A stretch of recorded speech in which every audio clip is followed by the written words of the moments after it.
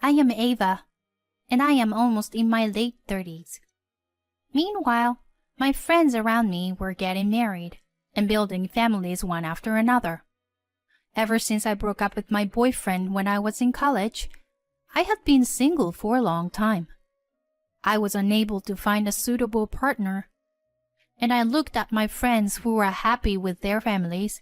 I grew more and more impatient. Sometimes, when I met my friends for a girls' night out, those with families always said, "You should save money for yourself while you are still single." They advised that if you have a saving account separate from your common property, it will definitely be useful no matter what happens after you get married. I didn't really understand what they meant by that, but as a bachelorette, I didn't have the opportunity to be extravagant. And other than the living expenses that I put into my parents' house, I was steadily increasing my assets for myself by saving money and investing in stocks. I then finally decided to get married. Jacob works in sales for one of my business partners. As a receptionist, I often saw him coming and going within the company. As we greeted each other, we naturally began to have casual conversations, which led to a deep relationship. It wasn't long before we were ready to get married. My married life with my husband was very peaceful, and I felt very safe when I was with him. I felt a little bit awkward about getting married in my late 30s, but my husband was already in his 40s. I promised myself that I would cherish the time we spent together for the rest of our lives. However, this carefree life did not last long. The happy days soon faded away. The biggest culprit was my mother-in-law, Lily. When I went to greet her at the wedding, the first thing she said to me when she saw me was, "I thought you were a pretty young lady, but you actually look quite settled and plain. Huh. How old are you?" Her words were polite, but it was clear that she was being bitterly sarcastic toward me, an old woman. "I'm 37. "Really? And this is your first marriage? You are not being punished too severely, are you? Do you have children?" "No, nothing like that, because I have never been married before." I wondered if that was the right way to turn things around. I also wondered about Lily, who was so blatantly inquisitive at the first meeting. My father-in-law was quietly listening to what I was saying, and my husband-to-be was smiling, as though he was very troubled. Why is he not protecting me? I realized that, although he was kind, he couldn't stand up for his mother. Thinking back, it may have already been decided that there was going to be an irreparable fraying of our lives. After our marriage, we moved in with my parents-in-law. Until then, my husband had always lived at home and supported his parents by himself. So he strongly asked me to support them after marriage. To be honest, I am not very good at supporting my parents-in-law, especially Lily. She's been the worst from the first time I met her, and that impression has never changed. I'm sure my mother-in-law is the same. Ever since we started living together, she has been sarcastic and harsh about every little thing. And so my heart felt like it was being pricked. At first, I was just hurt. But as she continued saying things to me, I began to feel an inexpressible anger. But I didn't want my marriage with my husband to be damaged, so I desperately endured the bullying. Recently, however, my mother-in-law began to mistreat me, not only with sarcasm, but also with blatant harassment. One morning, after getting ready, I went to the dining table to find that there was not enough breakfast for one more person. Is anyone skipping breakfast today? I wondered and asked my mother-in-law, who was cooking in the kitchen. What are you talking about? Everyone is here today. But there's not enough food for one more person, right? Oh, that. I don't like a girl who doesn't know what she's doing. So I didn't make anything for you. Even though you usually cooked for us. You are my daughter-in-law, aren't you? If that's the case, you should get up early and make breakfast for everyone. What kind of nerve do you have to leave it to me alone? I'm not going to cook for you from now on. Go eat on your own. It should be easy for you because you only have to cook for yourself, right? I'd been so lenient with you. My mother-in-law says this, and makes breakfast just for my father-in-law and my husband, ignoring me at all costs. She even prepared a lavish boxed lunch for them. But obviously, I am the one who married into this family, so perhaps I should be more active in the housework. Even if she said some mean things to me, she'd been preparing meals for me so far. So my mother-in-law is not a bad person. That's what I told myself.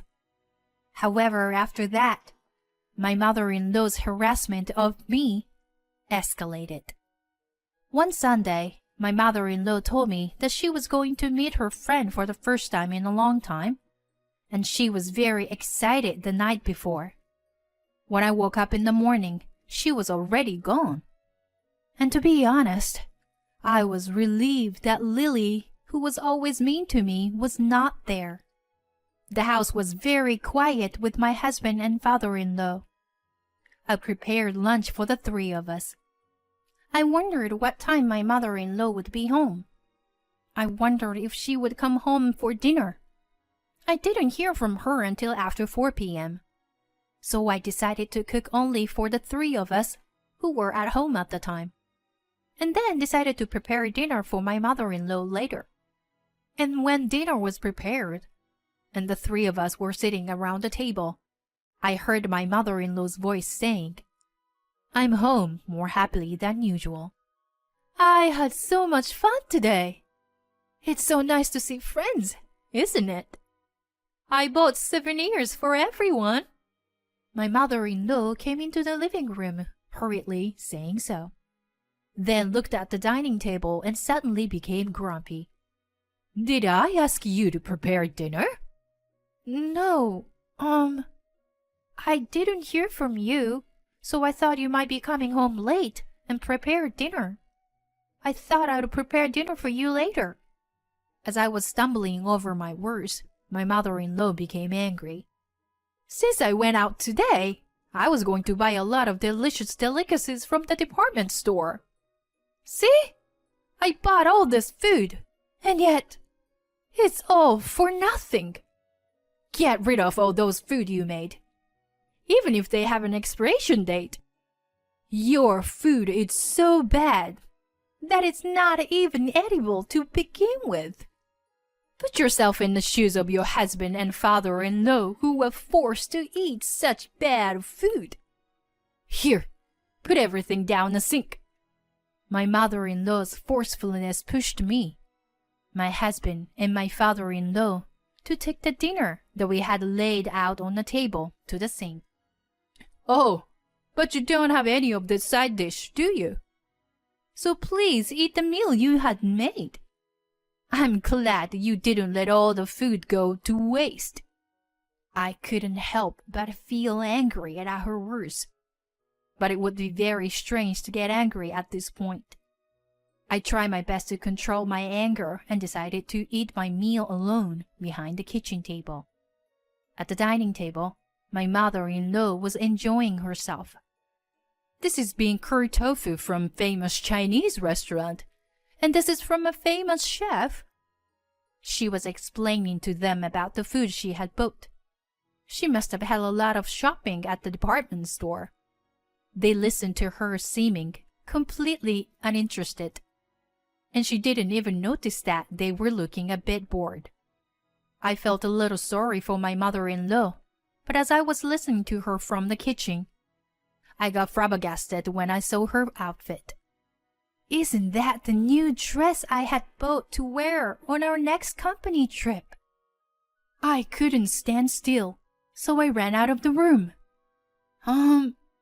Lily? My mother-in-law looked at me with a surprised face. That's my dress, isn't it? Why are you wearing it? Oh, I wanted to wear a new dress since I was going to meet a friend. I looked around and found just the right one. I'm sorry, I didn't know it was yours. I knew it was a lie. She knew it was mine, and she had deliberately worn it without permission. I was looking forward to going out in my new dress, and then she took it away from me so easily. Moreover, this dress was the perfect size for me. But when my mother-in-law put it on, her flabby belly was visible. I guess she is basically the type of person who doesn't care about what she wears as long as she can wear it. I don't know what people think of her outside the house, but I can't forgive her for ruining my new dress. Besides, that bag she's using was also mine, isn't it? I realized even more. The bag that my mother-in-law used to bring back souvenirs. It was also a branded bag that I had used with care. How could she use someone else's property without permission? Does this person have no common sense? You know what? I was going to do a lot of shopping today, so I thought our large bag would be good. I found just the right one, so I used this. Was this yours too? Then I'm sorry. My mother-in-law was so hateful to me. My anger had already reached its peak. This was not the first time my mother-in-law had taken my personal belongings without my permission. In the past, she had taken my watch, which was given to me by my mother. And she also traveled with my father-in-law, using the ticket that I was going to give to my parents as a present. There were many other incidents. After remembering all of this, I started to feel like I didn't care anymore. I'd been trying to keep my mouth shut and bear it because I don't want to ruin our family. But now, I have no choice but to take it out on her. But aren't you being a little too rebellious today? You only live here like a worm that eats on our own dime. So don't make a big fuss when I borrow something from you. If you have problem with me, you can leave any time you want. My mother-in-law said firmly. With those words, I felt something snap inside me. Yes, next week. I'll get everything done by next week. Having made up my mind, I then took a longer bath than usual that day to cleanse myself. The week that followed felt like a long time. My mother-in-law continued to harass me, but I could bear it knowing that it would be over soon. I no longer felt the shred of affection for my husband, who kept trying to put on a kind face. I was surprised at myself that my feelings for him have gotten cold. But I don't want to continue living like this anymore. I wanted to be free as soon as possible. With these feelings alone, I spent that week patiently enduring. Then came the fateful Sunday. My mother-in-law was humming to herself and vacuuming the house. The time when she could be happy like that would soon be over. I had called someone and arranged for him to come to our house in the afternoon. Then the person rang the doorbell. My mother-in-law was surprised at the sudden arrival and invited him inside the house. Well then, the counterattack begins. What is this all about? You say you're an appraiser, but what are you going to sell? My mother-in-law looks at me anxiously. The person I invited is an appraiser of antiques. I called him here today because there's something I wanted to check. I wanted to clarify something. Lily, you told me that you lost the watch that was given to me by my mother, right? I haven't received it back yet. But did you find it after that? I calmly asked my mother-in-law. Well, I haven't found it yet. But it's a cheap one that you can buy anywhere, right? Why don't you just buy the same one again? You're persistent, aren't you? My mother-in-law still doesn't seem to take offense at all. I continued. That watch was actually a memento of my grandmother's, a famous branded watch that cost over $300,000. It was a limited edition model from my grandmother's era. So you can't get one anymore. My mother-in-law's face turned pale at my words. My father-in-law comes from the side. Oh, I remember you sold a watch at an antique store. You mean that one? He said. You sold a memento at an antique store? My husband was puzzled. No. It looked nice, so I thought I would use it to earn a little extra money. I thought I would let them use it, but I was going to buy it back when I could afford it. I didn't know it was so old. I think that, for all her feigning weakness, she soon returned to having that strong expression, looking down on me, to no end. If that's the way she's going to take it, I'm not going to give up. So, Mr. Miller, what was the results of the appraisal of that watch that I requested the other day? I urged him. I'm not certain, but if it is a limited edition model of the year, I think it will be no less than $200,000, even if it's conservative estimation. The appraiser said so clearly. What? My mother-in-law was surprised with her mouth open. What? I can't believe you sold such a valuable item without permission. My husband was also surprised. He had noticed that my mother-in-law was taking my personal belongings as she pleased. But my husband had pretended to ignore it until now. Still, I can't forgive him for that even now. But it's a watch. I didn't have much, so if I could use it to bring in some money, it would be my last act of filial piety. I said quietly. The last one? My husband was surprised. I feel sorry for you. Though you were not to blame.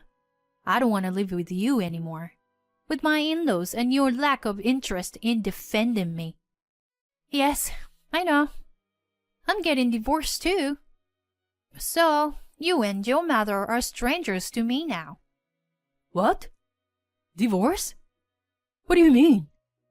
My husband was very upset. I'm sorry, but I've already made a decision. That's right. I will never waver in this feeling again. I have no love left for my husband. Lily seems restless. She seems unmoved at all that she had sold off the watch. I can't believe that watch was worth that much. If I buy it back now, I wonder if I can sell it for more.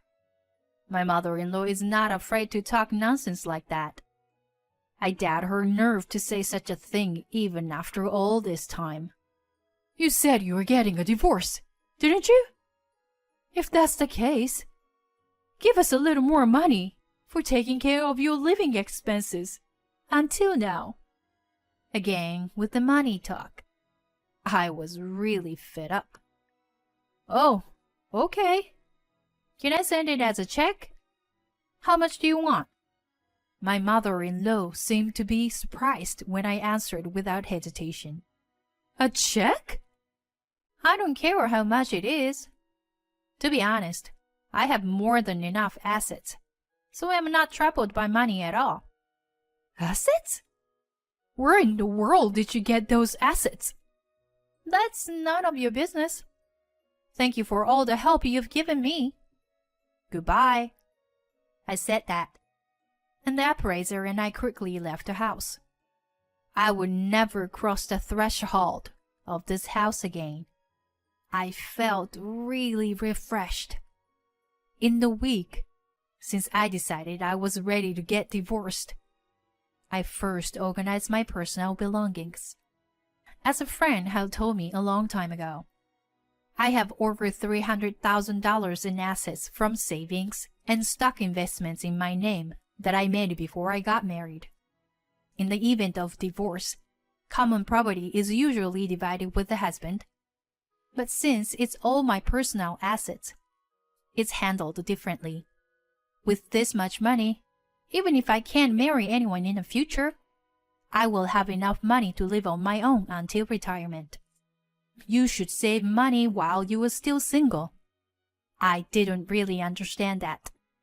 But now that I got married and divorced, I am really glad that I have my own assets. On the advice of a friend, I started investing in index funds. The initial amount of saving was small, but it increased it to $5,000 per month. The $60,000 per year I accumulated has been growing rapidly, supported by the strong economy and compound interest calculations. It has been 15 years since I was a bachelorette. My steady investment in mutual funds has paid off, and I have amassed a large fortune. My ex-husband and in-laws had no choice but to continue living in the house after I was gone. I heard that my ex-mother-in-law's harassment and bullying of me had become a rumor in the neighborhood, and she was very unhappy because she could no longer get along with them. My ex-husband was labeled as someone whose wife immediately ran away, just when he had finally got married, because he was too weak to stand up to his parents and take care of his wife. I think he will probably continue to pursue marriage, but honestly, I think it will be difficult. Marriage is not a goal, but a new start in life. I strongly felt that this time. I thought that since I got married in my late 30s, all I had to do was to spend the rest of my life peacefully. But I never thought that I would have such a turbulent married life. But that is exactly why I am determined to meet my true life partner, with whom I can overcome the good times and the bad times together. Until I meet such a match someday, I will be on my own again for the time being. I will continue to steadily increase my assets to live on my own.